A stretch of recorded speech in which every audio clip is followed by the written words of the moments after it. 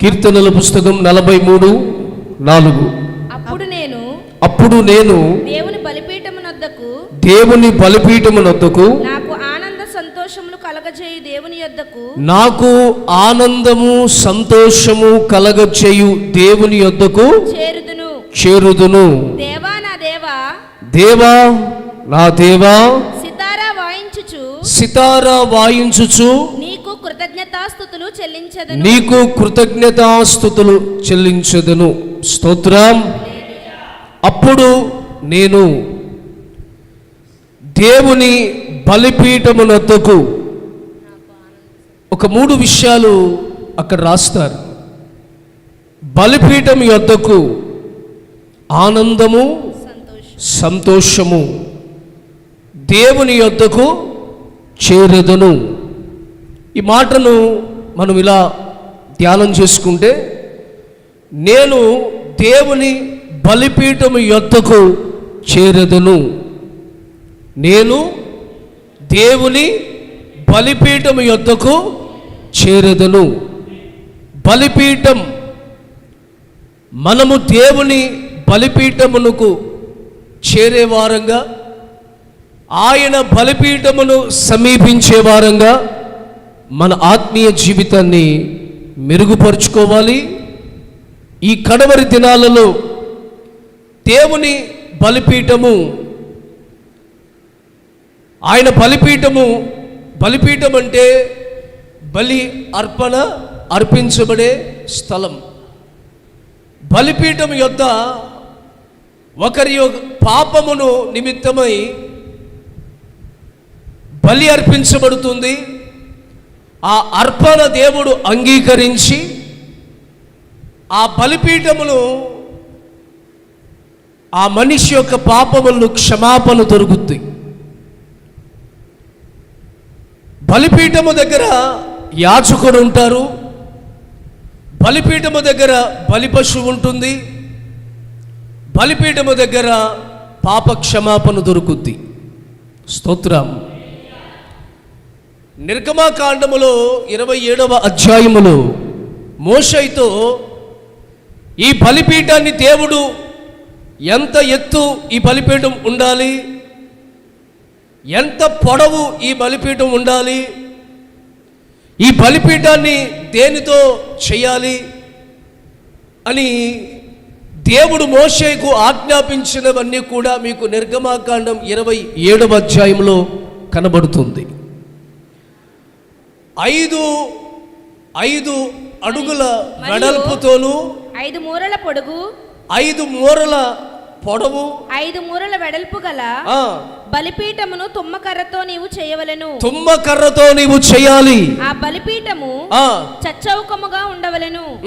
దాని ఎత్తు 3 మూరలు, దాని ఎత్తేమో 3 మూరలు, దాని 4 మూలలను దానికి కొమ్ములను చేయవలెను.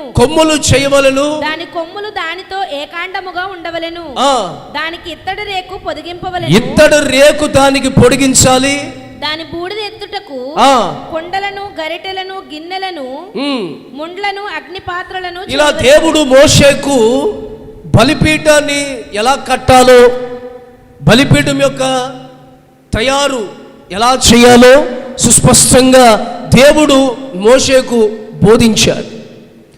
అలాగా పాత నిబంధనలో బలిపీఠము కట్టబడింది.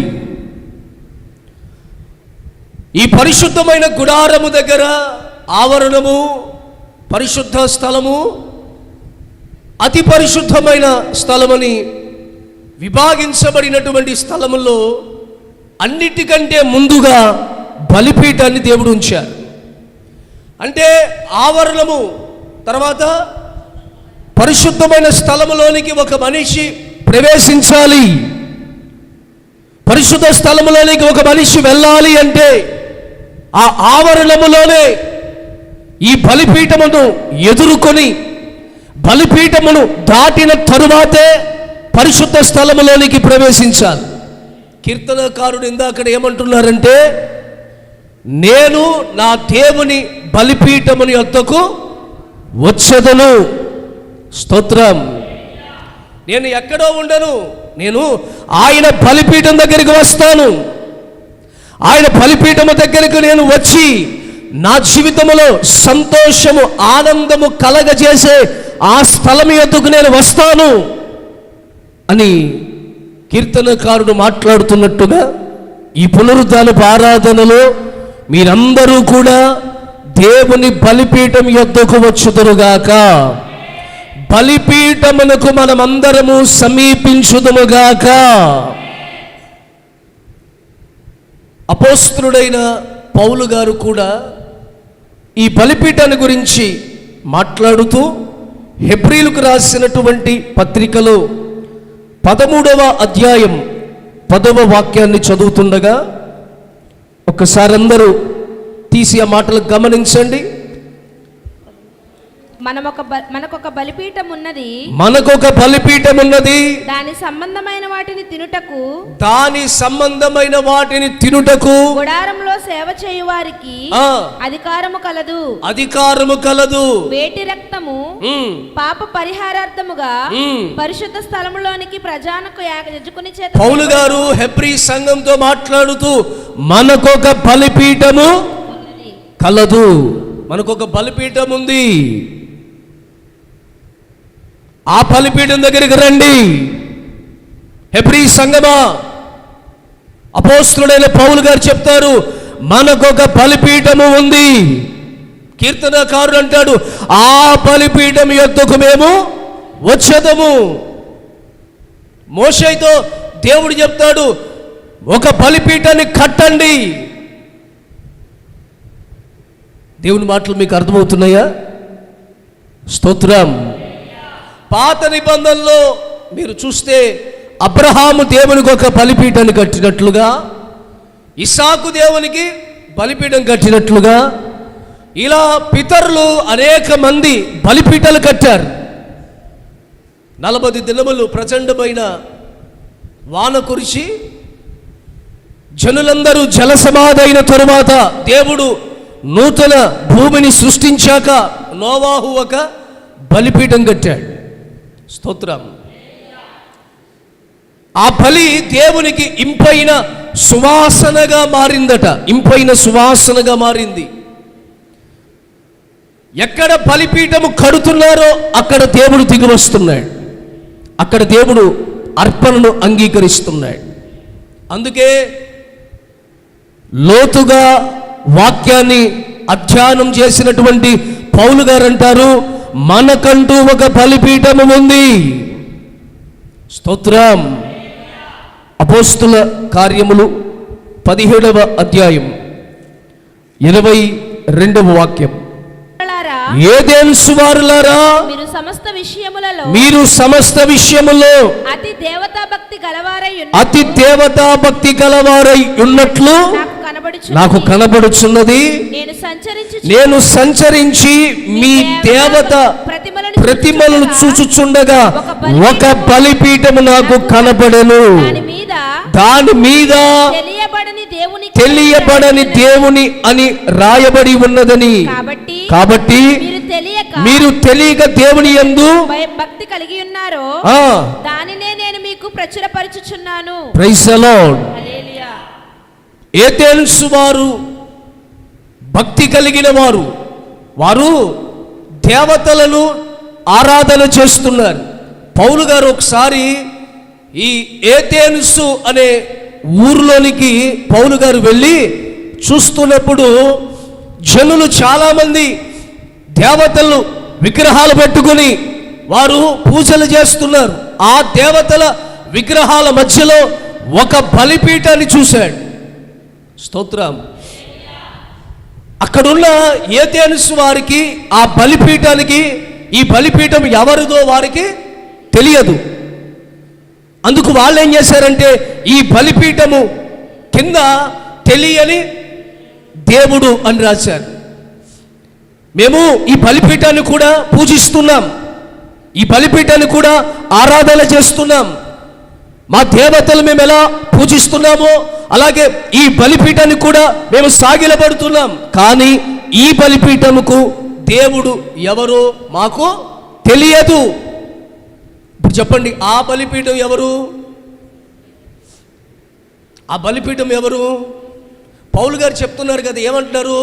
మనకంటూ ఒక బలిపీఠము ఉన్నది. ఎవరు ఆ బలిపీఠం? పౌలు గారు అంటారు, ఇప్పుడు చాలామంది అన్యులు ఏం చేస్తారంటే, మేము కూడా యేసయ్యను ప్రార్థన చేస్తామండి. ఒకసారి మా ఇంటికి రండి, మా ఇంట్లో ఫోటోలన్నీ ఉంటాయి, వాటిలో యేసయ్య ఫోటో కూడా ఉంటుందండి. ఆయనకి మేము దండం పెడతాం, ఆయనకి మేము అగరబత్తులు వెలిగిస్తాం, ఆయన దగ్గర కొబ్బరికాయలు కొడతాం, మాకు అందరూ సమానమేనండి అని కొంతమంది నన్ను వాళ్ళ ఇళ్ళకి తీసుకెళ్ళి చూపిస్తూ ఉంటారు. నేను చూశాను, కొంతమంది గృహాలకు వెళ్ళి చూస్తే అందులో యేసయ్య ఫోటో కూడా పెట్టుకుని వాళ్ళు ఏం చేస్తారు? పూజ చేస్తారు. నేనేమంటానంటే, దేవుళ్ళో దేవుడుగా భావించి ఏథెన్సు వారు కూడా పూజిస్తున్నారు. కానీ ఈ బలిపీఠము దేవుడు ఎవరు తెలియకుండా వాళ్ళు మాకు తెలియదు, ఈ దేవుడు ఎవరు, ఈయన పేరు మాకు తెలియదు అని వారికి తెలియదు. ఆ రోజు పౌలు గారు అన్నారు, మీరు తెలియకుండానే భక్తి చేస్తున్నారే, ఆయన ఎవరో కాదు, నజరేయుడైన యేసుక్రీస్తు వారు. సిలువ వేయబడిన యేసయ్య సర్వ మానవాళి పాపము కొరకు తన్ను తానే అప్పగించుకున్నవాడు, కొట్టిన వారి ఎదుట తలదించుకున్నవాడు, ఉమ్ము వేయించుకున్నవాడు, అవమానించబడినవాడు, ఆయనే యేసయ్య అని వారికి బోధించారు. ఇప్పుడు నేను చెప్పే మాటలు మీకు అర్థమవుతున్నాయా? అంటే హెబ్రీ సంఘంతో మాకొక బలిపీఠము ఉంది అంటే, ఇప్పుడు బలిపీఠం అంటే ఎవరు? గట్టిగా సమాధానం చెప్పాలి. బలిపీఠం అంటే ఎవరో కాదు, బలిపీఠం అంటే మన ప్రధాన యాజకుడైన యేసుక్రీస్తు వారే. Praise the Lord. బలిపీఠం దగ్గర 3 జరుగుతాయని మీకు చెప్పా. 3 మీరు జాగ్రత్తగా అర్థం చేసుకోండి. ఒకటి, బలిపీఠం దగ్గర ఎవరుంటారు? బలిపీఠం దగ్గర ఎవరుంటారు? యాజకుడు ఉంటాడు. యాజకుడు, ఇప్పుడు మన యాజకుడు ఎవరు? మన ప్రధాన యాజకుడు ఎవరు? మన ప్రభువైన యేసుక్రీస్తు వారే. మీరు అర్థం చేసుకోండి. బలిపీఠం దగ్గర యాజకుడు ఉన్నట్టుగానే యాజకుడు యేసయ్యగా పోల్చబడ్డాడు. బలిపీఠం దగ్గర బలి పశువు ఉంటుంది. బలి పశువు ఎవరు? చెప్పండి, బలి పశువు ఎవరు? లోక పాపమును మోసుకుని పోయే గొర్రెపిల్ల ఆయనే. ఎవరైనా బలి పశువు ఆయనే. యేసయ్యే వధకు సిద్ధపడిన బలి పశువు. అంటే ఇప్పుడు బలిపీఠం దగ్గర యాజకుడనే యేసయ్య ఉన్నాడు. బలిపీఠం దగ్గర అర్పణ అర్పించబడే, మీకు ఇంకా కాస్త అర్థమయ్యేటట్టు చెప్పాలంటే, తండ్రి అయిన దేవుడు యాజకుడిగా ఉన్నాడు. 2, కుమారుడైన యేసయ్య అర్పణగా ఉన్నాడు. 3, అంగీకరించే పరిశుద్ధాత్మ దేవుడు అక్కడ ఉన్నాడు. Praise the Lord. ఇప్పుడు మనల్ని అంగీకరిస్తుంది ఎవరు? మన మధ్యలో సంచరిస్తుంది ఎవరు? పరిశుద్ధాత్మ దేవుడు మన మధ్యలో ఉన్నాడు. అంటే బలిపీఠం దగ్గర ఇప్పుడు 3 ఉన్నాయి. ఒకటి, తండ్రి అనబడే యాజకుడు ఉన్నాడు. 2 అర్పణ అర్పించబడుతున్న బలి పశువు అనే యేసుక్రీస్తు వారు ఉన్నారు. 3 అర్పణ అంగీకరించే పరిశుద్ధాత్మ దేవుడు ఉన్నాడు. అంటే ఇప్పుడు బలిపీఠము అంటే ఎవరు చెప్పండి? బలిపీఠం అంటే మన దేవుడు, ఆయన త్రిత్వమై ఉన్నాడు. ఇక బలిపీఠం దగ్గర యాజకుడు ఉండవలసిన అవసరం లేదు, బలిపీఠం దగ్గర అర్పణ ఉండవలసిన అవసరం లేదు, బలిపీఠం దగ్గర అంగీకరించవలసిన అవసరం లేదు. ఎందుకు అంటే బలిపీఠమే ఇప్పుడు దేవుడై ఉన్నాడు. కొత్త నిబంధన సంఘము కీర్తనాకారుడు చెప్పినట్టుగా నా దేవుని బలిపీఠం యొద్దకు నేను వచ్చదను అన్న మాట ఈ ఆరాధనలో మీరందరూ కూడా తండ్రి అయిన దేవుని దగ్గర, కుమారుడైన యేసయ్య దగ్గర, పరిశుద్ధాత్మ దగ్గరకు మీరందరూ వచ్చుదురుగాక, మనమందరం వచ్చుదురుగాక.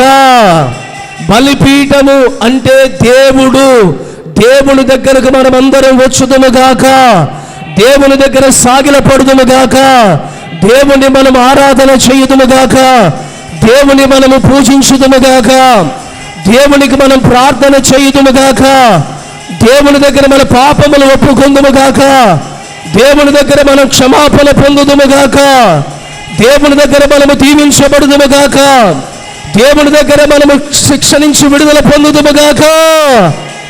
ఇది ఇలాగున మన దేవుడు జరిగించునుగాక.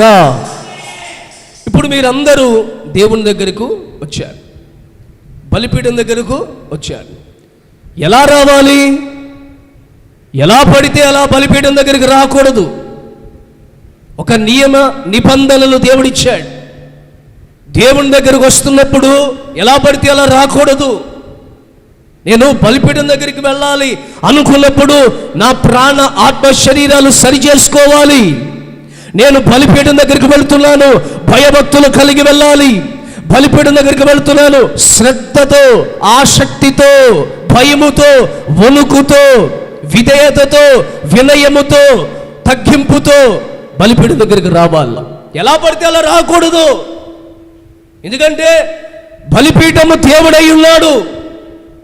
అక్కడికి వచ్చేటప్పుడు నీ అర్పణ అంగీకరించబడాలి అంటే దానికి తగిన స్వభావముతో, దానికి తగిన విధేయతతో మనము బలిపీఠం దగ్గరికి వచ్చుదుముగాక. 3 విషయాలు బలిపీఠం దగ్గరికి ఎలా రావాలో ఒక 3 మాటలు మీతో చెప్తాను. చక్కగా మీరు విని ప్రభు శరీరము, ప్రభు రక్తమునకు మనమందరము సిద్ధపరచబడుదుముగాక. ఆమేన్ చెప్పండి. కీర్తనల పుస్తకం 84 3వ వాక్యం. సైన్యములకు అధిపతివగు యెహోవా, నా రాజా నా దేవా, నా రాజా నా దేవా, నీ బలిపీఠము నొద్దనే పిచ్చుకలకు నివాసము దొరికెను. పిల్లల పెట్టుటకు వానకోయలకు స్థలము దొరికెను. నీ మందిరమందు నివసించువారు ధన్యులు, వారు నిత్యము నిన్ను స్తుతించెదరు. స్తోత్రం. కోరాహు కుమారులు కీర్తన రాశారు. ఏమని కీర్తన పాడుతున్నారంటే, నీ బలిపీఠమునొద్దనే పిచ్చుకలకు నివాసము దొరుకును. పిచ్చుకలు ఎక్కడ ఉంటున్నాయి చెప్పండి? అక్కడ ఏమంటాడు? పిచ్చుకలకు నివాసం ఎక్కడుంది? బలిపీఠము దగ్గర. బలిపీఠం అంటే ఎవరు? మరలా అడుగుతా మిమ్మల్ని, బలిపీఠం అంటే ఎవరు? దేవుడు, యేసయ్య. దేవుని దగ్గర ఈ పిచ్చుకలకు నివాసము దొరికిందట. నివాసం దొరికిని చక్కగా అవి గూళ్ళు పెట్టుకున్నాయి, ప్రశాంతంగా అక్కడ నివసిస్తున్నాయి. పిచ్చుకల గురించి సువార్త భాగంలో కొన్ని మాటలు రాసున్నాయి. ఒక్కసారి అవి కూడా మీరు చదివితే మీకు వాక్యం అర్థమవుతుంది. మత్తయి సువార్త 10వ అధ్యాయం 29వ వాక్యం. 2 పిచ్చుకలు కాసుకు అమ్మబడును కదా. బాగా వినండి. 2 పిచ్చుకలు కాసుకు అమ్మబడును కదా. ఒక కాసుకి అమ్మబడతాయి. అయినను మీ తండ్రి సెలవు లేక వాటి 12వ అధ్యాయం లూకా సువార్త 6వ వాక్యం. 5 పిచ్చుకలు 2 కాసులకు అమ్మబడును కదా. 5 పిచ్చుకలు, ఇందాకనేమో 2 పిచ్చుకలు 1 కాసుకి కదా. ఇప్పుడు ఇక్కడ ఏం రాశాడు? 5 పిచ్చుకలు 2 కాసులకు అమ్మబడును కదా. 5 పిచ్చుకలు 2 కాసులు. ఇప్పుడు కాసుకి 2 పిచ్చుకలు, 2 కాసులకి ఎన్ని? మరి ఇక్కడ ఎన్ని ఉన్నాయి? లెక్కలు వచ్చా మీకు? రావా? మత్తయి సువార్తలో 2 పిచ్చుకలు 1 కాసుకి అమ్మబడును. లూకా సువార్తలో 5 పిచ్చుకలు ఎన్ని కాసులకి? 2 కాసులకి. ఇప్పుడు మీరు చెప్పండి, 4 పిచ్చుకలు కొనాలంటే ఎంత పెట్టాలి? 1 కాసుకి 2 పిచ్చుకలు అండి. 4 పిచ్చుకలు కొనాలంటే ఎంత పెట్టాలి? 2 కదా. 2 కాసులకి ఎన్ని పిచ్చుకలు రావాలి? 4 రావాలి. ఎక్కడ ఎన్ని వచ్చినాయి? 5 వచ్చాయి. అంటే పిచ్చుకలు తృణీకరించబడినవి, పెద్ద లెక్కలేనివి, విలువ లేనివి పిచ్చుకలు. ఆ రోజుల పిచ్చుకలు విలువ లేదు. మీరు కూరగాయలు కొనడానికి షాప్ దగ్గరికి వెళ్ళినప్పుడు, కూరగాయల కొట్టు దగ్గరికి వెళ్తారు. వెళ్ళినప్పుడు వంకాయలు కొన్నారు. కేజీ వంకాయ తూగింది. తూగినా సరే ఏం చేస్తారు? మళ్ళా ఇంకోటి అంటారా? వేస్తారా వెయ్యరా? కేజీ టమాటాలు కొన్నారు, ఇగో 2 అంటారు. వేస్తారా వెయ్యరా? ఇప్పుడు కాదు కానీ ఒకానొక కాలంలో ఫ్రీగా కొత్తిమీర ఇచ్చేవారు కదా. కూరగాయలు కొన్న తర్వాత కొత్తిమీర, నాకు తెలుసు, కొత్తిమీరని ఇలా ఇరిపి, రొమ్మలు ఇలా ఇరిపి, ఏమండి ఫ్రీగా దాంట్లో పెట్టి తీసుకెళ్ళండి అనేవారు.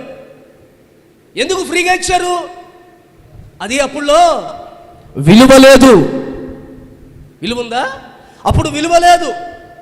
ఇప్పుడు ఫ్రీగా ఇస్తారా? పచ్చిమిరకాయలు ఒక 1/2 కేజీ పచ్చిమిరకాయలు తీసుకోండి, మళ్ళీ గుప్పుడు ఎలా తీసి అలా వేస్తారా? ఇరా? ఎందుకంటే అవి అంత విలువ కాదు, అంత విలువ లేదు. బంగారం కొట్టుకెళ్ళండి, బంగారం కొట్టుకెళ్ళి ఒక కాసు ఉంగరం కొనండి, లేకపోతే చైన్ ఉంగరం కొనండి. వెళ్తున్నప్పుడు పట్టీలు ఇవ్వండి, ఫ్రీగా పట్టీలు ఇవ్వండి. ఇస్తారా? ఇంత మెళ్ళో ఇంత హారం కొన్నాను కదా, చిన్న ఉంగరం ఒకటి ఇవ్వండి. ఇస్తారా? ఎందుకు ఇవ్వరు? బంగారము విలువైనది. ఇదివరకు సంక్రాంతి పోటీలు, ముగ్గులు పోటీలు ఉంటాయి కదండి. సంక్రాంతికి ముగ్గులు పోటీలు వేస్తారు. ముగ్గులు పోటీలకి ఏం చేసేవారంటే వెండి గ్లాసు, వెండి పట్టీలో ఇచ్చేవారు. ఇప్పుడు ఇస్తున్నారా? ఎందుకు ఇస్తారు? వెండి ఆకాశాన్ని అంటింది. స్తోత్రం, హల్లెలూయా. ఇక బంగారము స్థాయికి ఎదిగిపోద్దేమో అన్నంతగా వెండి రేట్లు పెరిగిపోయాయి. ఒక ఆయన అంటున్నాడు, ఫ్రీగా గుళ్ళోకి చేపించి ఇచ్చేవాళ్ళండి. ఇప్పుడా దానింక చూడాలంటేనే భయం వేస్తుంది నాకు, అంత రేట్లు పెరిగిపోయాయి అని చెప్పి ముగ్గులు పోటీలో అంత డబ్బులు మేము ఇవ్వాలని చెప్పి 2,000 3,000 చేతులు పెడుతున్నారు. స్తోత్రం. అంటే కొన్ని విలువైనవి ఉంటాయి, అవి మనకి ఫ్రీగా ఇవ్వరు. కొన్ని విలువ లేనివి ఉంటాయి. ఇప్పుడు ఈ పిచ్చుకలు ఎవరు అంటే విలువ లేనివి. ఈ విలువ లేని పిచ్చుకలు ఎక్కడున్నాయి? చెప్పాలి, ఎక్కడున్నాయి? బలిపీఠము యొద్ద ఉన్నాయి. కోరాహు కుమారులు ఏమంటారు? నీ బలిపీఠము యొద్ద పిచ్చుకలకు నివాసము కలదు. బలిపీఠం దగ్గరకు పిచ్చుకలు వచ్చాయి. ఎందుకు ఆ పిచ్చుకలు వచ్చాయి అంటే పిచ్చుకలకు ఎలాంటి ఏం లేదు, గౌరవం లేదు. పిచ్చుకలకు ఎలాంటి గొప్పతనము లేదు. మనము కూడా పిచ్చుకల్లాగా మనల్ని మనం తృణీకరించుకుని దేవుని దగ్గరికి రావాలి. మన కులాన్ని తృణీకరించుకోవాలి, మన అందాన్ని తృణీకరించుకోవాలి, మన హోదాని తృణీకరించుకోవాలి, మన క్యారెక్టర్ని, మన క్వాలిటీని, మన డబ్బుని తృణీకరించుకోవాలి, మన ఉద్యోగాన్ని తృణీకరించుకోవాలి, మన స్థాయి స్థితిని తృణీకరించుకోవాలి. పెంట కుప్పలో నుండి ఆయన మనల్ని పైకి తీశాడు. స్తోత్రం. చూడండి, కొంతమంది ప్రారంభంలో ఏం తిన్నామో, ప్రారంభములో ఏం ధరించేవాళ్ళము, ప్రారంభములో ఎలా ఉండేవాళ్ళము చాలా మనసులో గుర్తుపెట్టుకుని వారు ఎంత ఎదిగినా సరే, ఎంత ఎదిగినా ఒదిగి ఉండి తగ్గించుకొని ఆ స్థితిని ఎప్పుడు కూడా మర్చిపోరు.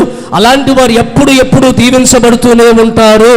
అలాంటి వారు ఎప్పుడు ఆశీర్వదించబడతారు. అలాంటి వారు ఎప్పుడు కూడా ఎదుగుతారు, ఫలిస్తారు, ఘనపరచబడతారు, గొప్ప చేయబడతారు. ఆమేన్. ఇంకొంతమంది ఉంటారు, వీళ్ళు ఏం తిన్నామో, ఏం తిని మన జీవితాలు ఒకప్పుడు గడిపామో గుర్తులేదు వాళ్ళకి. చికెన్ వేస్తే చికెనా చీపుగా, ఇది వాడు అంటాడు చికెనా, చిచ్చి లేనోళ్ళు తినేటట్టుగా చికెన్ ఏంటి, మనం లెవెల్ ఏంటి, ఇప్పుడు మన లెవెల్ ఏంటి, మటన్ తీసుకురా, ఖైమా. స్తోత్రం, హల్లెలూయా. కొంతమంది అంటారు, ఏమండి ఒకప్పుడు గంజినీళ్ళు తాగి కూడా బ్రతికిన వాళ్ళు ఇప్పుడు కాస్త 4 రూపాయలు వచ్చేసరికి గెంజిపెట్టిన బట్టలు వేసుకుని అసలు మా జీవితం ఒక రేంజ్లో ఉందన్నట్టుగా రేంజ్ రోవర్ లాగా బిల్డప్ ఇస్తే రేంజ్ రోవర్లు కూడా ఎడ్లు బండి చేస్తాడు ఒక్కోసారి. స్తోత్రం. రాజుని పశువుల పాకలో గొర్రెల కాపరిగా ఉంటున్న ఒక దీనాతి దీనమైన వ్యక్తిని రాజుగా పట్టాభిషేకం చేసి సింహాసనంలో కూర్చొనబెట్టాడు దావీదుని. దావీదు ఎవరంటే గొర్రెల కాపరి. తీసుకెళ్లి సింహాసనంలో కూర్చొనబెట్టి నువ్వు రాజువి అని దావీదుని రాజుగా చేశాడు. నెబుకద్నెజర్ తెలుసా మీకు రాజుగారు? రాజు గర్విస్తున్నాడు. ఏం చేశాడు? తీసుకెళ్ళి గడ్డి మేసేటట్లుగా, 1 రోజు కాదు, 2 రోజులు కాదు, సంవత్సరాలు పైబడి గడ్డి మేసేటట్లుగా అతని స్థితిని దేవుడు మార్చాడు. ఏం చెప్పలేస్తున్నా సంఘానికి అంటే, దేవుడు నిన్ను ఏ స్థితిలో పిలిచాడు, ఏ స్థితిలో నుండి దేవుడు నిన్ను పైకి లేవనెత్తాడు, ఏ స్థితిలో నుండి దేవుడు నిన్ను ఆశీర్వదించాడు, ఏ స్థితిలో దేవుడు నిన్ను పలకరించాడు. స్థితి మర్చిపోవద్దు. నిన్ను నీవే తృణీకరించుకుని దేవుని బలిపీఠం దగ్గరికి రావాలి. నేనెంతండి, నా బ్రతుకెంతండి అని మన దేవుని దగ్గరికి రావాలి. అర్థమవుతుందండి? నా స్థాయి ఏంటండి, నా ఇల్లు ఏంటండి, నాకున్నది ఏంటండి, దేవుడు తప్ప నాకే నా జీవితంలో దేవుడు చేసింది తప్ప మనుషులు ఏం చేశారు, ఏం చేయగలుగుతారు అని నిన్ను నీవే తృణీకరించుకోవాలి. ఆ రోజు ఆ అడవిలో వాక్యం చెప్తుంటే జనాలు మార్పు చెంది విప్లవాత్మకమైనటువంటి ఆ వాక్య సందేశానికి జనులు గుంపులుగా బాప్తీసం తీసుకోవడానికి వచ్చారు. ఎవరు? యోహాను వాక్యం వింటుంటూ జనాలు మార్పు చెంది ఆ అడవిలో బాకా ఊదితే, ఆ అరణ్యములో బాకా ఊదితే జనులు పరివర్తన చెంది గుండె బద్దలయ్యి యేసుని అంగీకరించాలని ఆ యోర్దాను దగ్గరికి బాప్తీసం పొందుతున్నారండి. ఒక్కొక్కరు పరిసయ్యులు, సద్దుకాయులు, పెద్దోళ్ళు, అధికారులు, ధనవంతులు అందరూ బాప్తీసం పొందుతున్నారు.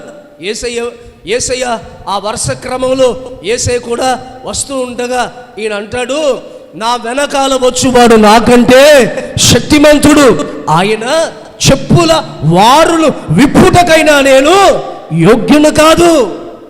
స్తోత్రం. ఆల్రెడీ బాప్తీసం ఇస్తూ దేవుడు ఆశీర్వదించాడు యోహానుని. స్త్రీల కలిగిన వానిలో నీ అంతటి గొప్పవాడు మరొకడు పుట్టడు అని దేవుడు యోహాన్ని ఆశీర్వదించాడు. ఇంతటి ఆశీర్వాదం కలిగిన వాడు ఇతడు మండుచు ప్రకాశించుచున్న దీపము వంటి వాడు అని యోహాను గురించి సాక్ష్యం ఉంది. ఇలాంటి వాడు ఏమంటున్నాడంటే, నేను యేసయ్య చెప్పులు వారిని విప్పడానికి కూడా, స్తోత్రం, యేసయ్య వచ్చి నాకు బాప్తీసం ఇయ్యండి అయ్యా, నేను నీకు బాప్తీసం ఇవ్వటం ఏంటయ్యా. చూసారా, అదే మనం ఉంటే ఏమంటారు? నేను యేసయ్యకే బాప్తీసం ఇచ్చా.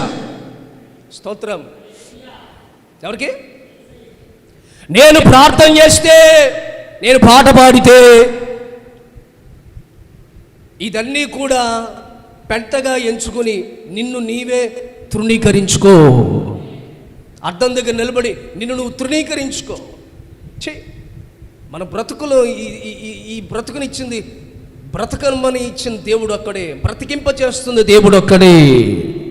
ఈ బలం ఇచ్చింది దేవుడే, ఈ శక్తినిచ్చింది దేవుడే, ఈ సౌందర్యాన్ని ఇచ్చింది దేవుడే, ఈ ఆలోచన ఇచ్చింది దేవుడే, ఈ తలాంతునిచ్చింది దేవుడే అని అన్ని విషయాలలో దేవుని ముందు పెట్టి నిన్ను నీవు తృణీకరించుకోగలిగితే బలిపీఠం యొద్దకు నీకు ఆహ్వానం దొరుకుతుంది. బలిపీఠం దగ్గర నీకు నివాసము దొరుకుతుంది. బలిపీఠం యొద్ద నువ్వు నివసించగలుగుతావు. బలిపీఠము దగ్గరకు నువ్వు రాగలుగుతావు. Praise the lord. చూడండి, సంఖ్యాకాండం 26వ అధ్యాయం 9-10 వాక్యాలు చదవండి. సంఖ్యాకాండము 26వ అధ్యాయం 9వ వాక్యము 10వ వాక్యం. కోరహు తన సమూహంలో పేరు పొందినవాడు, అతని సమాజము యెహోవాకు విరోధముగా వాదించినప్పుడు. ముందేమని రాస్తుంది? పేరు పొందినవాడు. అతని సమాజము యెహోవాకు విరోధముగా వాదించినప్పుడు. పేరు పొందినవాడే, కానీ సమాజానికి విరోధంగా వాదించేవాడు. సమాజములో మోషే అహరోనులకు విరోధముగా వాదించి దాతాను అబీరాములు వీరు.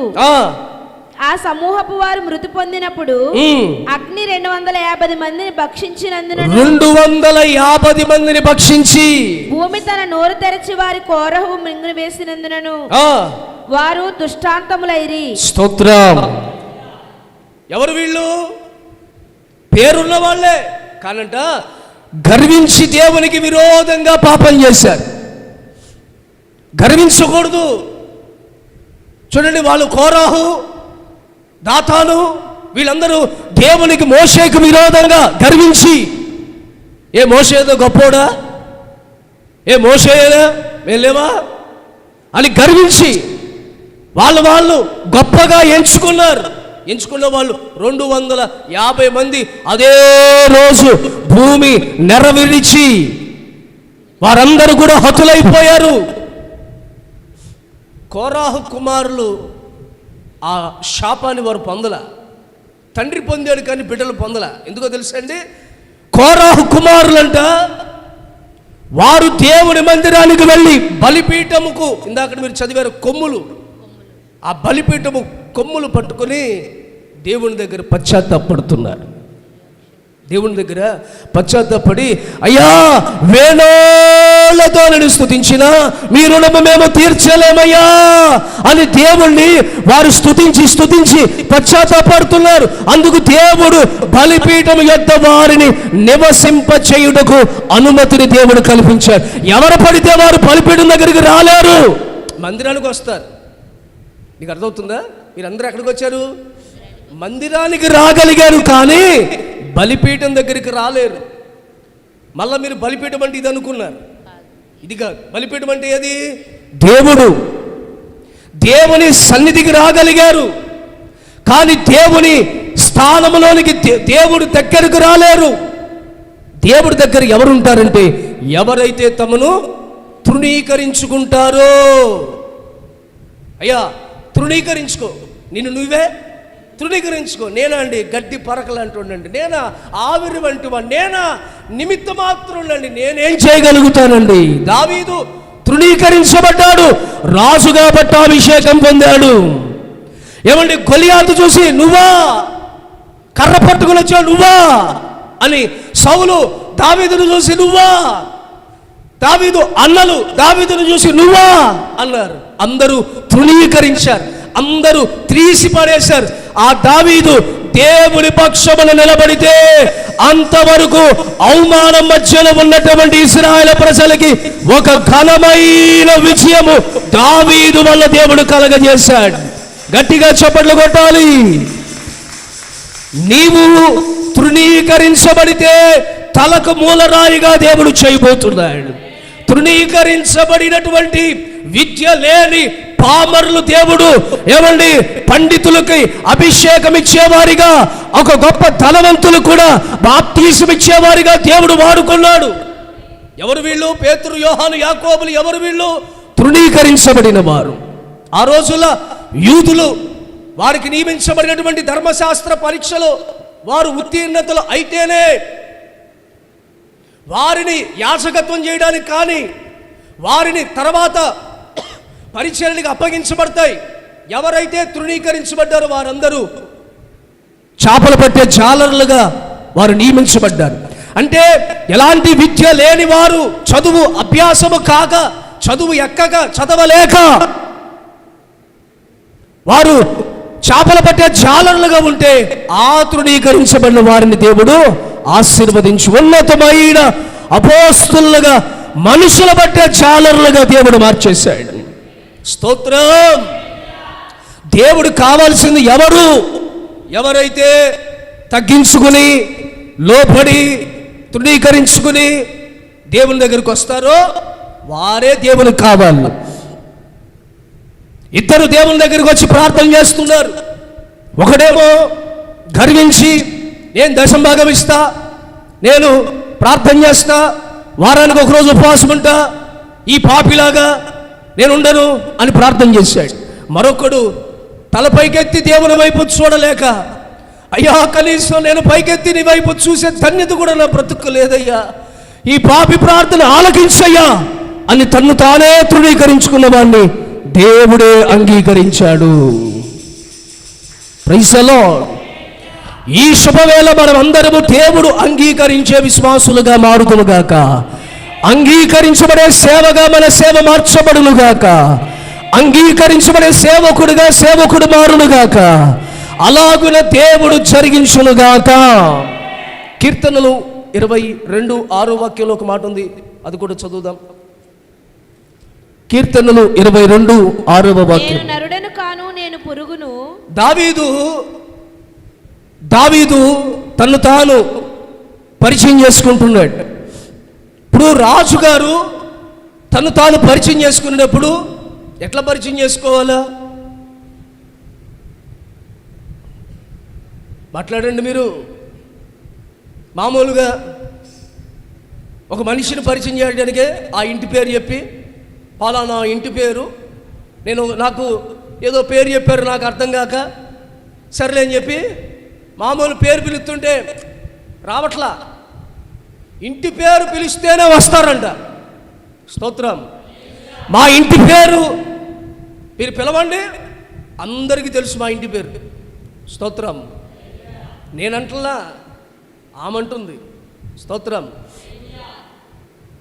ఒక ప్రెసిడెంట్ని పిలవాలన్నా, సర్పంచ్ గారిని పిలవాలన్నా, ఎమ్మెల్యే గారిని పిలవాలన్నా, ఎంపీ గారిని పిలవాలన్నా పూజనీయులు, గౌరవనీయులు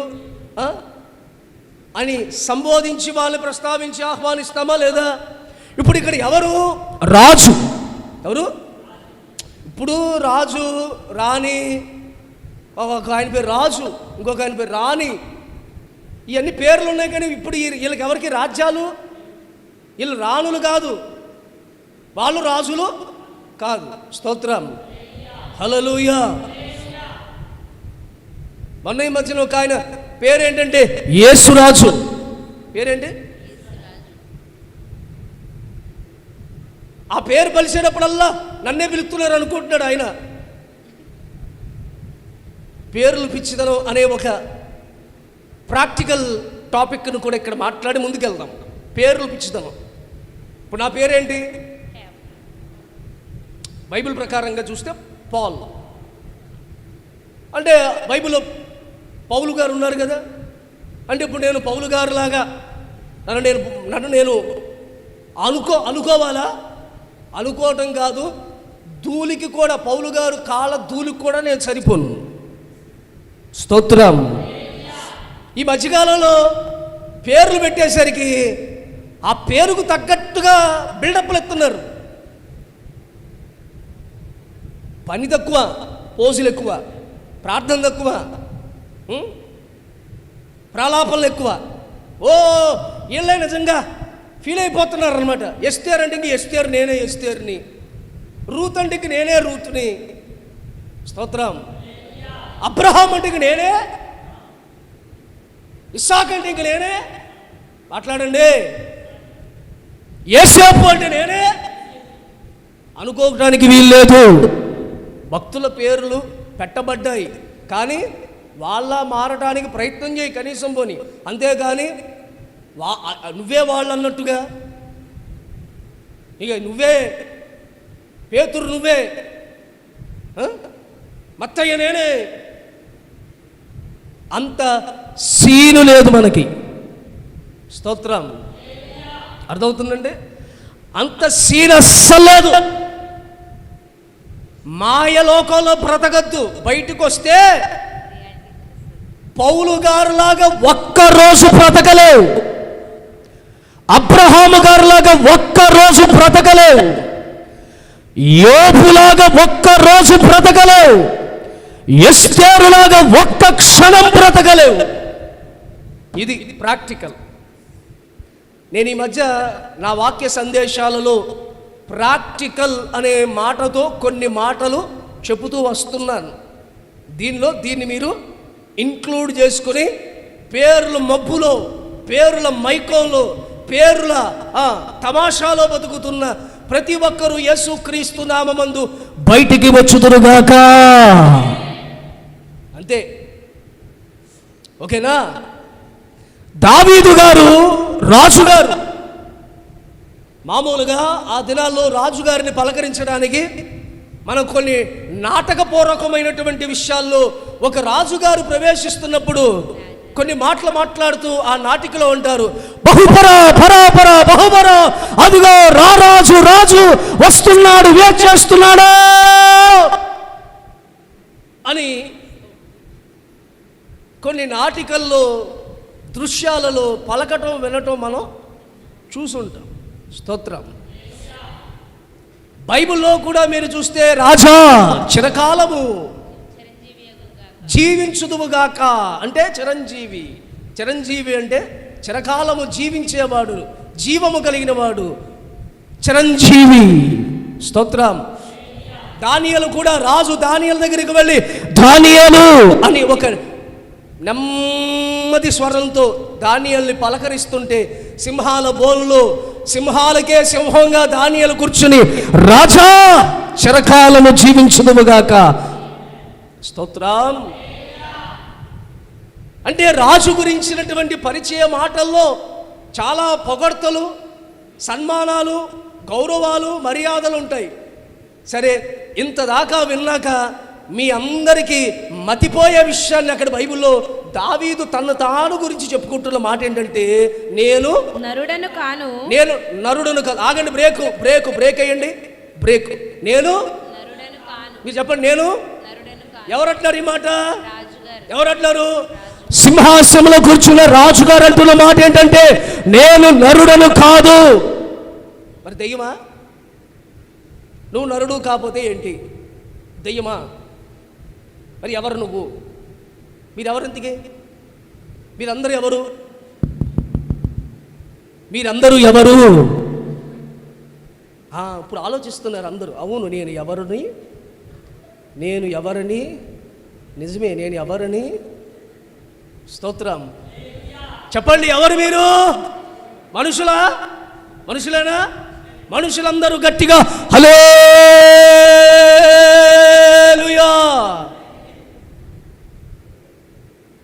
మనుషులేనా? చాలా సంతోషం. ఇప్పుడు కాదనుకున్నాను నేను. మరి లేకపోతే ఏంటంటే, దావీదు అర్థమవుతుందా? దావీదు ఇలా కూర్చుని నేను నరుడును కాదు. అక్కడ ఉన్న వాళ్ళందరికీ ఒరే బాబు, నరుడు కాదంటున్నాడు ఏంట్రా బాబు, కంపతీసి ఆత్మ అనుకుని భయభ్రాంతులయ్యే లోపల దావీదు అంటాడు ఒక అద్భుతమైనటువంటి మాట. దావీదు అంటాడు, ఏమంటాడు? ఇప్పుడు బ్రేక్ రిలీజ్ చేసి చదవమ్మా. నేను పురుగును నరుల చేత. నేనెవరిని? నరుల చేత. నేనెవరిని? పురుగును. పురుగులందరూ గట్టిగా హల్లెలూయా చెప్పండి. హల్లెలూయా చెప్పిన వాళ్ళు గట్టిగా చప్పట్లు కొట్టండి. ఎవరో మనం?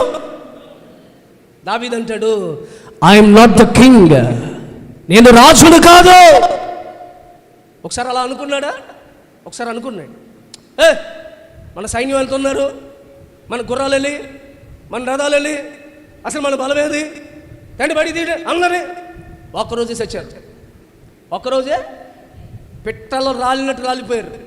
స్తోత్రం. అందుకే అంటాడు, నేను నరుడను కాదు, పురుగును. పురుగు అనండి ఒకసారి గట్టిగా. మీలో ఎంతమందికి పురుగులు అంటే ఇష్టం? పురుగులు ఇష్టపడేవాళ్ళు గట్టిగా హల్లెలూయా. పెంకు పురుగు తెలుసా? మంచి సువాసన ఉంటుందా? తల మీద పెంకు పురుగులు పడతాయా? దరిద్రం బట్టి చెయ్యట్టేమనుకో, ఈ చేతి నిండా గబ్బు వాసన. 10 రోజుల నుండి స్నానం చేయనోడు సంఖలో ఎంత దరిద్ర వాసన వస్తుందో అంతకంటే భయంకరమైన వాసన. ఎంతమంది వాసన మీకు తెలుసు? తెలీదా? పెంకు సంఖ వాసన కాదు, పెంకు పురుగు వాసన. చెప్పు, తెలీదా? 4 పెంకు పురుగులు పంపనా? తెలుసా తెలీదా మీకు? భయంకరమైన వాసన. పురుగు. పురుగుని ఎవడు ప్రేమిస్తాడు? పురుగుని ఎవడు ఇష్టపడతాడు? పురుగుని ఎవడు ముట్టుకోవడానికి, ఉంచుకోవడానికి, చూడటానికి ఎవడు ఇష్టపడతాడు? అంటే దావీదు తన్ను తాను ఎంత తృణీకరించుకుంటున్నాడో చూడండి. ఒక రాజయ్యుండి తన్ను తానే తృణీకరించుకుంటున్నాడు. మనమా బూజులు, రాజు కాదు కదా, బూజు కూడా కాదు మనం. గోసి ఉన్నది గోసియే, గూచి అంత ఫీలింగ్ ఇస్తాం మనం. ఇది ఉంది గోచి, గూచి తెలుసా? గూచి బ్రాండ్, అంత బిల్డప్ ఇస్తాం. స్తోత్రం, హల్లెలూయా. తగ్గించుకో, రామల్లా వినయ విధేయతలు కలిగిన మనస్సులోనిగా రా. గడప దాటి బయటికి వెళ్ళాము, మళ్ళా లోపలికి వచ్చి పాదాలు పట్టుకుని బ్రతుములాడు. యేసయ్య పాదాల వైపు చూడటానికి ఇష్టపడు. మనం అతిశయపడి, ప్రభు మాకు సింహాసనం ఇస్తాను, ఎలా ఉంటుంది ప్రభు? పరలోకానికి వెళ్ళగానే నా మట్టుకు నేను చూసేది యేసయ్య పాదాల దగ్గర, యేసయ్య పాదాల దగ్గర ఉండడానికి ఇష్టపడతాం. స్తోత్రం. మనలాంటి దౌర్భాగ్యమైన వారికి అసలు పరలోకంలో స్థానం దొరకడమే గొప్ప విషయం. అయితే ఆడికి వెళ్ళిన తర్వాత సింహాసనం ఏది నాకు? యేసయ్య పక్కన ఎండు కుర్చీ గోల్డ్తో చేశారా? ఏ గోల్డ్ ఇది? 24 క్యారెక్టర్సేనా? అది కూడా తగడెట్టవా? స్తోత్రం. ఏం చూడాలా? ఏం చూడాలి మనం? పరలోకం వెళ్ళామనుకోండి, ఏం చూడాలి?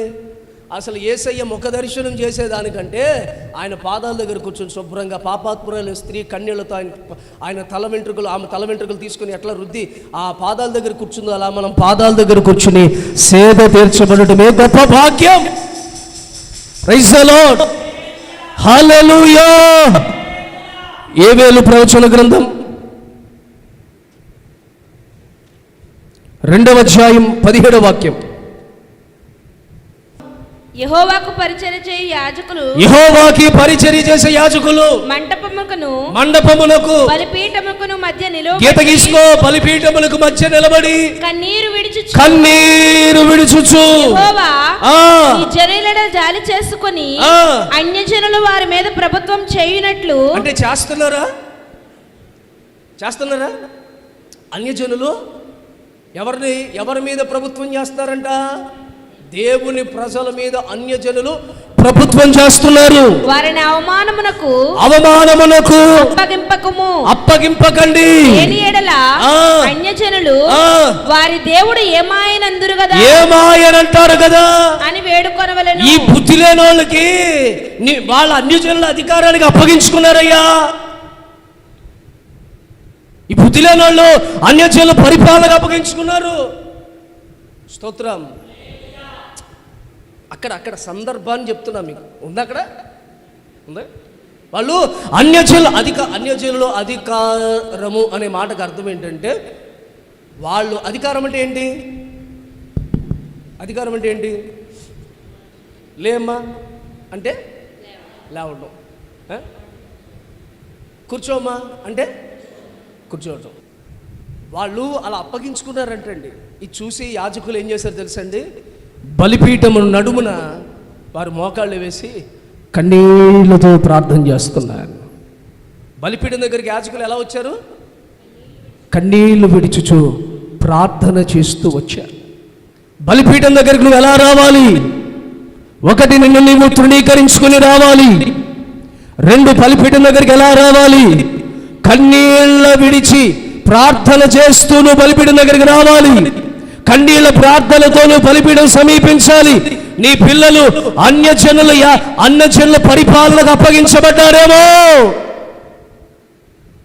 కన్నీళ్లు కార్చి వారు సిగ్గుపడక ముందే, అవమానం నీ ఇంటికి రాకముందే నువ్వేం చేయాలి? ఒక యాజకుడు లాగా ఈ సంవత్సరం నేను చెప్పా, స్తుతించాలి, ప్రార్థించాలి, వాక్యాన్ని ధ్యానించాలి, దేవుని సన్నిధికి కుటుంబంతో రావాలి. 5, యాజకత్వం చెయ్యాలి. ఆమె చెప్పండి. 5వది ఏంటి? అందరు చెప్పండి. నేను ఒక యాజకుడిని. మీరు యాజకురాలు, మీరు యాజకురాలు, మీరు యాజకుడు. ఇప్పుడు చెప్పండి, మీరెవరు? మీరు యాజకులుగా మారాలి. యాజకత్వం చేయండి. తల్లిదండ్రులారా, మీ పిల్లల కోసం యాజకత్వం చేయండి. పిల్లలు తండ్రుల కోసం, తల్లిదండ్రుల కోసం యాజకత్వం చేయాలి. సంఘ విశ్వాసులు సేవకుల కోసం యాజకత్వం చేయాలి. సేవకుడు విశ్వాసుల కోసం యాజకత్వం. యాజకులంటే మేం కాదు, మనమందరం యాజకులమే. యోబు ఏం చేసేవాడు? ప్రతిరోజు అరుణోదయమున ఇంకా చీకటి ఉండగానే తన పిల్లల కోసం, అంటే బైబిల్లో చాలామంది ఏమనుకుంటారంటే పిల్లలు పాపాత్ములా? కాదు. పిచ్చి పిచ్చిగా ఆలోచనలు చేయకూడదు. 10 మంది చచ్చిపోయారు కాబట్టి 10 మంది దుర్మార్గులు, దుష్టులు, నీచులు, అబద్ధికులు, మోసగాళ్ళు, తాగుబోతులు, వ్యభిచారులు అంటగట్టేయటం ఎంతండి? ఎంత ఈజీయో! బండి మీద ఎక్కించుకుని ఎవరినో ఎక్కించుకెళ్ళి అంటగట్టేస్తావు. నీకేం పోయింది? కాపురాలు పోతాయి కదా, ప్రాణాలు పోతాయి. ఉసురు నీ వెంటే వస్తుంది, అది ఎడకపోదు, పిల్లల చుట్టూ తిరుగుతూ ఉంటుంది. నిన్ను ఊరికే ఒక్కరోజు తిననివ్వదు, ఒక్కరోజు కళ్ళు నిద్ర రాదు నీకు, టాబ్లెట్లు వేసుకున్న నిద్ర రాదు నీకు, ఇంజక్షన్లు చేసుకున్న నిద్ర రాదు, ఎంత తిన్నా ఆకలి తీరదు, తిన్నది అరగదు. హాస్పిటల్కి వెళ్తే ఏమీ లేదంటారు, అన్ని స్కానింగ్లు చేసి ఎన్ని చేసినా ఏమీ లేదంటారు. నిలబడలేవు, కూర్చోలేవు, మాట్లాడలేవు. ఏంటి అంటే ఉసురు.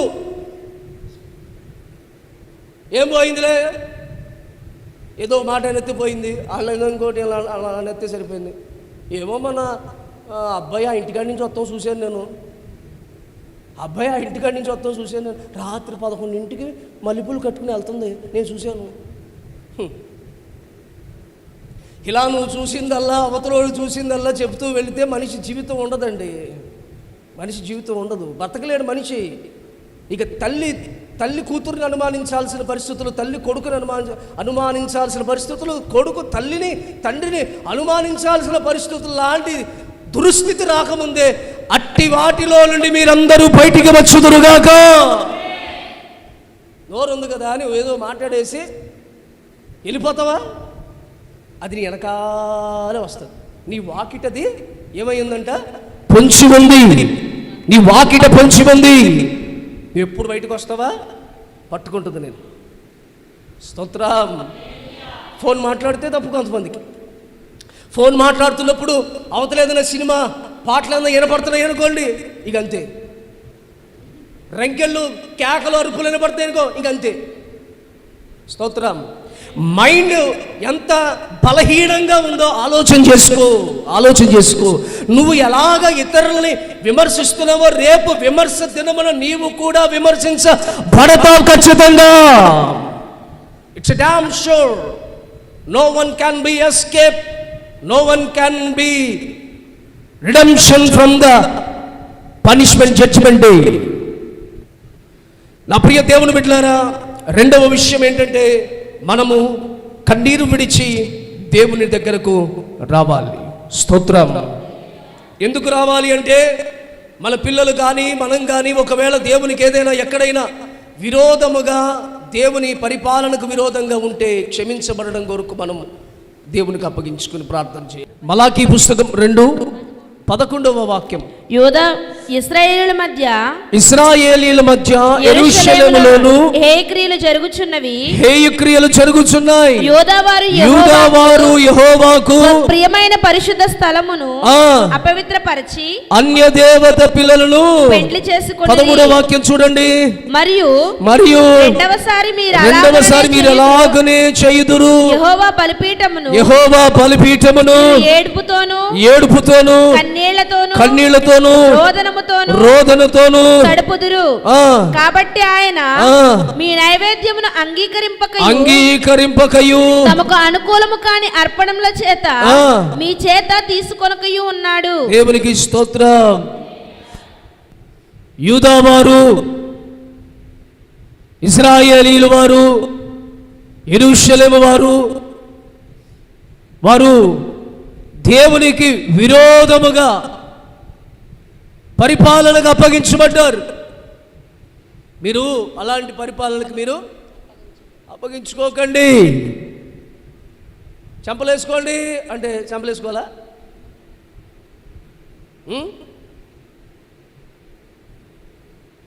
గుంజీలు తీయండి అంటే తీయాలా? ఇంకా ఏదండో సాష్టాంగపడిపోతుంది. స్తోత్రం. మీరు వారి అధికారము కింద మీరు మీ పిల్లలు ఉండకుందురుగాక. ఉండొద్దు. అలా ఉంటున్న వారి కోసం ఏం చేయాలంటే మనం యాజకత్వం చేయాలి. యాజకత్వం చేసి కన్నీళ్లతో ప్రార్థన చేయాలి. నడుము నిలబడాలి. బలిపీఠము నడుమున నిలబడి, అయ్యా అలాంటి వారికి అవమానం రాకుండా, శాపం రాకుండా వాళ్ళ మనస్సు మార్చండి. ఆ అధికారంలోని వారికి విడుదల కలిగించండి. వారు మనోనేత్రాలు తెరవజేయండి. కీర్తనల పుస్తకం 106:34-41. యెహోవా వారికి ఆజ్ఞాపించినట్లు వారు అన్యజనులను నాశనము చేయకపోయిరి. అన్యజనులతో సహవాసము చేసి వారి క్రియలు నేర్చుకొనిరి. సూపర్. ఏం నేర్చుకున్నారంట? వారి క్రియలు నేర్చుకున్నారు. చెప్పండి, ఏం నేర్చుకున్నారు? నేర్చుకుంటారా? రాహుకాలం గడిచిన తర్వాత వెళ్దాం. దానికోసం లారీ ఎదురుగా ఉంది. రాహుకాలం దాటి వెళ్ళాక నీకోసం మంచి లారీ, లోడైన మంచి లారీ నీకోసం రెడీగా ఉంటుంది. డ్రైవర్ అప్పుడు దాకా ఒక్క యాక్సిడెంట్ జరగలా. ఒక్క యాక్సిడెంట్ కూడా నిన్ను చూడగానే యాక్సిడెంట్ తొక్కి. స్తోత్రం. నా మాటను, మీ చేతస్థాలు మీకు ఉంటాయి. నా మాటను. ముగ్గురు వెళ్తే పని జరగదు. ఒక రాయి ఎట్టుకెళ్ళండి, కూడా ఒక రాయో నిమ్మకాయో ఏదో ఒకటి పట్టుకెళ్ళండి. స్తోత్రం. నేను చెప్పే మాటను, ఈ బట్టలు కట్టుకోకు, ఆ బట్టలు వేసుకో. వింటారా? ఏం చేశారంట? అన్యజనులతో సహవాసము చేసి క్రియలు నేర్చుకున్నారు. వాళ్ళు ఎక్కడెక్కడికి వెళ్తే అక్కడికి వెళ్తున్నారు. వాళ్ళ ఏమంటారో తెలుసా? వాళ్ళ మందిరానికి వచ్చారు కాబట్టి మనం కూడా ఒకసారి వెళ్తే తప్పేముంది. మళ్ళా ఏమంటారో తెలుసా? సొలొమోనే విగ్రహాల దగ్గరికి వెళ్ళాడు కదా. ఒరే, సొలొమోనుతో పోల్చుకుంటున్నా ఒక్క ఆత్మీయత, సొలొమోనులో ఉన్న ఆత్మీయత ఒక్కటైనా నీలో ఉందా? మళ్ళా సొలొమోనుతోనూ సంసోనుతోనూ వీళ్ళు పోల్చుకునే పని ఉంటాయండి. అబ్రహామే 2వ వివాహం చేసుకున్నాడు. అబ్రహాము ఆత్మీయత ఎక్కడా? అసలు ఆ రోజు నియమాలు ఎక్కడ? ఆ రోజు క్రమాలేంటి? ఈరోజు క్రమాలేంటి? స్తోత్రం. అదే చెప్తున్నా, వాళ్ళని వీళ్ళని విమర్శించేటప్పుడు వాళ్ళంత భక్తి చేసి మీరు వాళ్ళని విమర్శించమని ఇందు మూలంగా పుల్లాయిగూడెం సంఘ విశ్వాసులకి తెలియచేయింది ఏమనగా, మనం ఎవరినైనా విమర్శిస్తున్నప్పుడు ఆ వ్యక్తి యొక్క గొప్పతనాలన్నీ కూడా మనం చేసి ముగించి ఇప్పుడు వాడిని విమర్శించే స్థాయికి మనం వెళ్ళాలి. అది ఎలాగో మనం వెళ్ళవదు. కుడి ఎడమైన స్తోత్రం, కుడి ఎడమ అవ్వదు, ఎడమ కుడి అవ్వదు. అటు వెళ్ళే దారిలో అటే వెళ్తాడు, ఇటు వెళ్ళే దారిలో ఇటే వెళ్తాడు. నేను ఇటు వెళ్తున్నావు అని అటే వెళ్తాను, నువ్వు అలా వెళ్తావు అలాగే వెళ్తాం. స్తోత్రం. ఆ దారి ఈ దారికి రాదు. అలాగే వాళ్ళు దారి వేరు. హలో, చాలా పెద్ద ఇంటెలిజెంట్ లాగా నా అంత మహా తెలివైనటువంటి వ్యక్తి మరొకరు ఎవరూ లేరన్నట్టుగా వాళ్ళని ఏదో రకంగా లాగేస్తాం. ఏది చూడండి, కొంతమంది మళ్ళీ కన్నులో పెట్టి లాగేస్తాం, వాళ్ళని ఇట్లా లాగేస్తా అని ఇల్లు వెళ్ళిపోతారట. స్తోత్రం. మా ఉంది అక్కడ, చదువు కంటిన్యూ చేయి. వారి విగ్రహములకు పూజ చేసిరి, అవి వారికి ఉరి ఆయను. ఏమైంది? ఉరి. అది కాబట్టి అలాంటి వాళ్ళు ఏం చేయాలంటే మనం ఏం చేయాలి? కన్నీళ్లు విడిచుచు ప్రార్థన చేస్తూ బలిపీఠం దగ్గరికి వచ్చి వాళ్ళ క్షమాపణ పొందేటట్లుగా, వారు ఆ శాపం నుంచి విడుదల పొందేటట్లుగా మనం ప్రార్థన చేయుదుముగాక. బలిపీఠము మత్తయి సువార్త 5:23-24 చివరి మాట. మత్తయి సువార్త 5వ అధ్యాయం 23-24. కావున నీవు బలిపీఠం యొద్ద అర్పణ అర్పించుచుండగా, బలిపీఠం యొద్ద అర్పణ అర్పించుచున్నప్పుడు నీ మీద నీ సహోదరునికి విరోధమేమైనను కలదని అక్కడ నీకు జ్ఞాపకము వచ్చిన ఎడల, వస్తుంది ఖచ్చితంగా. ఎందుకు రాదు? మనం గుర్తుపెట్టుకునేది విరోధుల్ని. మంచి చేసిన ఎప్పుడైనా ఒక్కరోజు గుర్తెట్టుకున్నావు నువ్వు? చెప్పరేంటండి? మంచి చేసిన ఎప్పుడైనా గుర్తెట్టుకున్నావా? ఏదో చిన్న మాట అన్నాడని ఇంక అదే పట్టుకొని ఇంక నేను మాట్లాడను, ఇంక నేను చూడను, ఇంక నేను వెళ్ళను, ఇంక నేను రాను, ఇంక నేను చేయను. నన్ను ఇంత మాట అంటారా? నన్ను ఇలా అంటారా? నన్ను అలా అంటారా? స్తోత్రం. మనం మనసులో ఉన్నప్పుడల్లా మనకు గుర్తొచ్చేది ఎవడు? మంచి చేసినోడు గుర్తురాడు మనకి. ఎప్పుడు పొడి చేతను ఒకడు ఉంటాడు, సూదట్టుకుని పొడి చేస్తూ ఉంటాడు. ఆరంపిడ ఓ మాటికి పొడి చేస్తూ ఉంటాడు. మన వెనకాల ఉండి పొడి చేస్తూ ఉంటాడు. మాటికి మనకు జ్వరం రాకపోయినా పొడి చేస్తాడు, మనకి టైఫాయిడ్ లేకపోయినా పొడి చేస్తూ ఉంటాడు. ఆడు పనే పొడవుతూ ఉంటాడు. మనకు గుర్తొచ్చేది ఎవడు గుర్తొస్తాడు? హలో, నన్ను చూడండి, నేను గుర్తొస్తాను మీకు. నేను గుర్తురా. నేను ఏదైనా ఒక మాట అన్నాను, అది గుర్తొస్తుంది మీకు. అదే గుర్తొస్తుంది. మనిషి జీవితం అంతే. అందుకే ప్రభు కూడా చెప్పాడు ఏమనంటే, మీరు ఎలాగో ప్రార్థన చేసుకోవడానికి బలిపీఠం దగ్గరికి వెళ్తారు కదా, ప్రార్థన చేసుకోవడానికి బలిపీఠం దగ్గరికి వెళ్ళినప్పుడు మీ మనసులో మీ విరోధమైన వాడు ఎవడో ఒకడు ఉన్నాడు కదా, వాడు గుర్తొచ్చాడా? గుర్తొచ్చిన బట్టి నువ్వేం చేయాలి? ప్రార్థన మానేసి అక్కడ బలిపీఠం ఎదుటనే నీ అర్పణం విడిచిపెట్టి ప్రార్థన మానేసి మొదట వెళ్ళి నీ సహోదరునితో సమాధానపడి బలిపీఠం దగ్గరికి రావాలి. Praise the lord. అప్పుడు నీ అర్పణ అర్పింపుము. అమ్మా తలబగెత్తండి, మనకొక బలిపీఠము ఉంది. కీర్తనకారుడు ఏమన్నాడు? నేను యెహోవా దేవుని యొద్ద బలిపీఠం యొద్దకు నేను వచ్చేదను. బలిపీఠం అంటే ఎవరు? దేవుడే బలిపీఠము. ఈ బలిపీఠం దగ్గరికి ఎలా రావాలి చెప్పండి? ఎలా రావాలి? మనం తృణీకరించుకుని రావాలి. 2, ఈ బలిపీఠం దగ్గరికి ఎలా రావాలి? కన్నీళ్లు విడిచుచూ ప్రార్థన చేసుకుంటూ రావాలి. 3వదిగా ఈ బలిపీఠం దగ్గరకు సమాధాన మనసు కలిగిన వారంగా వచ్చుదుముగాక. ఆమేన్ చెప్పారా? చెప్పలేదా? ఎవరితో మీకు గొడవలు లేకుండా ఎవరు ఉంటారా? చిన్న పిల్లోడికి గొడవే. ఆడు పెన్సిలు ముక్కులు పెట్టేసాడంట, ఆడికి గొడవ. స్తోత్రం. వృద్ధాప్యంలో ఉన్న వాళ్ళకి గొడవే. నువ్వేమో పెన్షన్లో కూడా 10వ భాగం తీస్తున్నావు. పాస్టర్ గారేమో అందుకే వాక్యం చెప్తున్నాడు, వీళ్ళిద్దరు దెబ్బలాడుకుంటున్నారు. ఆమె తీయొద్దని పెన్షన్లో 10వ భాగం తీస్తున్నావు, నువ్వు పెన్షన్లో కూడా 10వ భాగం తీయాలా? ఆమె తీస్తుంది. ఈ గొడవ ఆవిడతో. స్తోత్రం. అందరికీ రకరకాల గొడవలు విభేదాలు ఉంటాయి. అయితే ఏం చేయాలి? గొడవ రాదు అని చెప్పను. వస్తే ఏం చేయాలి? చక్కగా వెంటనే వెళ్ళి సమాధాన పడాలి. స్తోత్రం. నీ వంతును వెళ్ళి సమాధాన పడాలి. అవతలోడు సమాధాన పడినా పడకపోయినా నీకు అనవసరం. మీకు అర్థమవుతుందండి? మీరు వెళ్ళి సారీ, నేనేదో పొరపాటున అనుంటే, నాదే తప్పైనా, నాది తప్పు కాకపోయినా క్షమించు, ఇక మీదట నీకు నాకేం గొడవ లేదు, స్తోత్రం అని చెప్పి వచ్చేయండి. అర్థమవుతుందా? అంతేగాని వాళ్ళు అటు వెళ్తే నేను ఇటు వెళ్తాను, మళ్ళీ ఇద్దరు బైబిల్ ఎట్టుకెళ్తారు.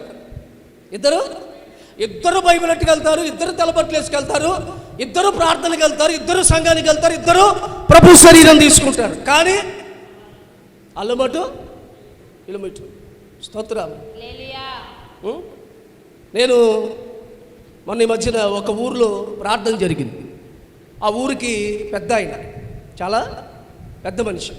ఆయన అందరిని పిలిచి సేవకుల్ని ప్రార్థన పెట్టాడు.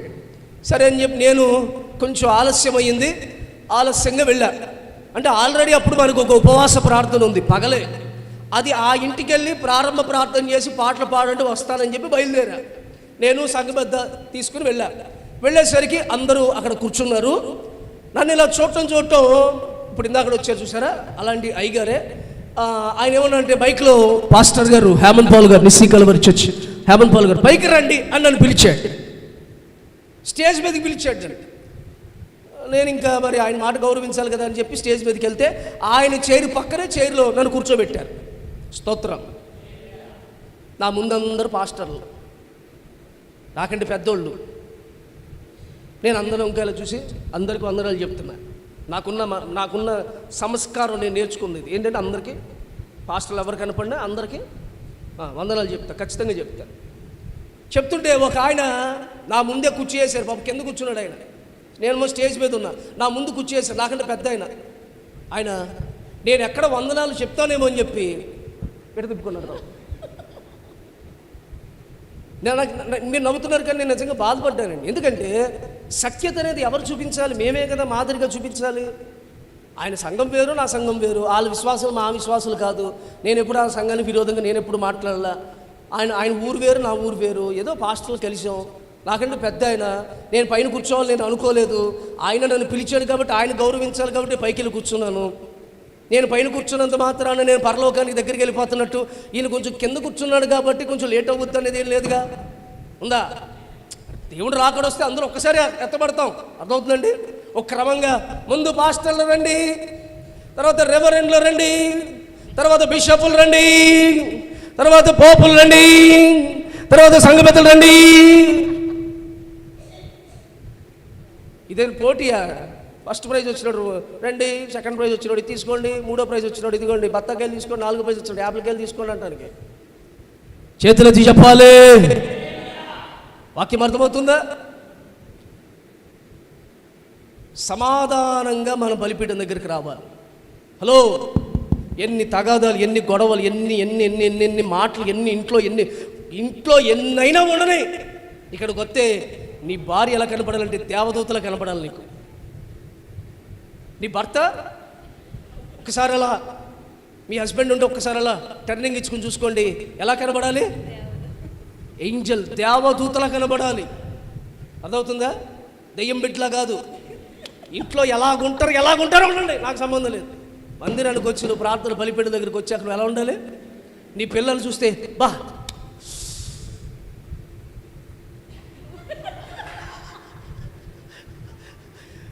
స్తోత్రం, హల్లెలూయా, నా బంగారు ముద్దులు మూట బా ఇంటికి సచ్చినోడా.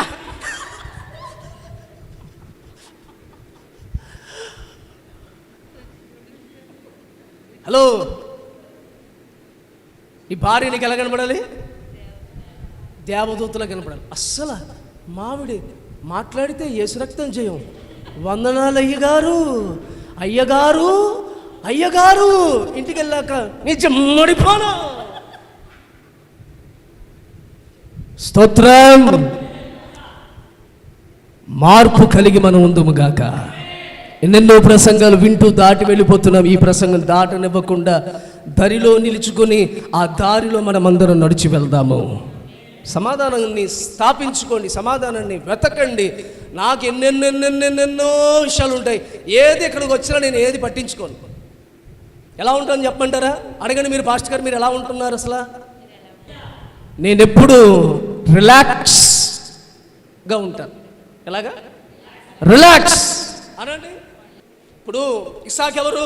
అబ్రహాము వారసుడు. అబ్రహాం అంతా ఎవరిదండి? కొడుకుదే కదా, కూతురుదా?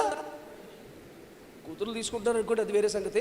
అయితే ఇక్కడ కొడుకుది కదా, ఈ కొడుకుది నేను వారసుని కదా, నాది కదా అన్నాడా? ఏం గొడవ పడలా, రిలాక్స్గా మళ్ళీ ఇంకో చోటుకి వెళ్ళి మళ్ళీ బాగా చదువుతున్నాడు. మళ్ళీ అక్కడికి వచ్చారండి, అక్కడికి వచ్చేసి ఇది కూడా మాదే. గొడవ పడ్డా? మీరైతే ఏం చేద్దరు అసలు? మామూలుగా పక్కన్న సరిహద్దులో చిన్న చీపురు పొల్ల మన దాంట్లో పడిందంటేనే దొడ్డంతా ఉడిపిస్తావు, మొత్తం ఇల్లంతా ఉడిపిస్తావు. నీ కోడి పెట్టొచ్చి ఇక్కడ పడి రెట్టేస్తే నేను తొడవాలా? కోడి సారి కనుక వచ్చి నా గది మా ఇంటి దగ్గర రెట్టేసిందంటే కోడి ఫ్రై అయిపోద్ది, చికెన్ ఫ్రై అయిపోద్ది. జాగ్రత్త. మాటకు మాట, మాటకు మాట, మాటకు మాట చెప్తాం మనం. దేవునికి స్తోత్రం. జాగ్రత్తగా మనం దేవుని సన్నిధిలో రిలాక్స్గా ఉండడం. దేవుడై ఉన్నాడు, ఆయన దగ్గరకు వచ్చిన వారిని ఆయన ఒట్టి చేతులతో పంపియడు, ఒట్టిగా పంపియడు, లేమిలో ఉంచడు. సమృద్ధినిస్తాడు, ఆశీర్వదిస్తాడు, స్వస్థపరుస్తాడు, బలపరుస్తాడు, కార్యాలు జరిగిస్తాడు. అది అలాగున మనందరి జీవితంలో దేవుడు జరిగించునుగాక. తలలు వంచండి, ప్రార్థన చేసుకుందాం.